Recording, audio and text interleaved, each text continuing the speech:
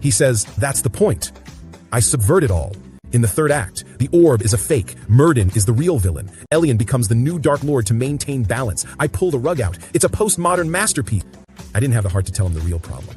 The fatal flaw in his con. The people who pick up a book with a chosen farm boy on the cover, they want the chosen farm boy. They want the comfort of the trope, the promise of the familiar, hero's journey. They want the toy starfighter. When you, in the third act, pull the rug out, you're not giving them a gift. You're giving them socks. You broke the promise. They feel cheated. They feel stupid for investing. They throw the book. They walk. They tell their friends it's pretentious garbage. The people who would love the rug pull, the postmodern twist, the deconstruction, they never picked up the book. The cover, the first chapter, it screamed standard, derivative fantasy. They put it down after 20 pages. They were bored. They moved on. So who's left? Nobody.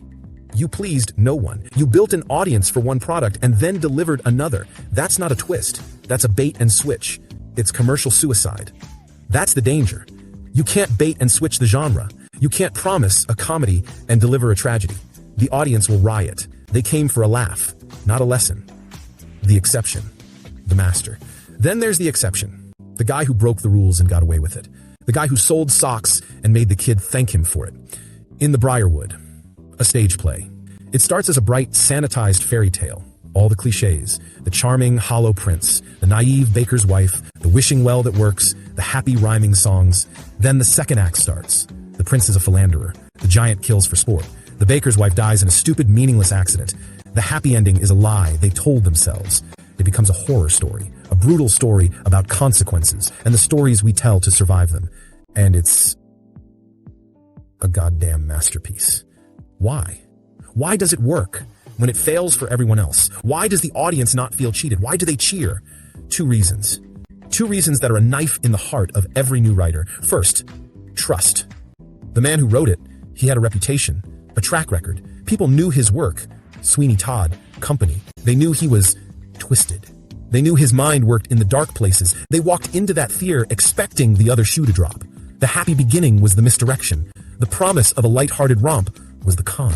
The real promise was the subversion. The audience was in on it. They were waiting for the darkness. They were complicit. Second, he was a master. He did the goddamn work. The seeds for the horror were there in the first act, buried in the light.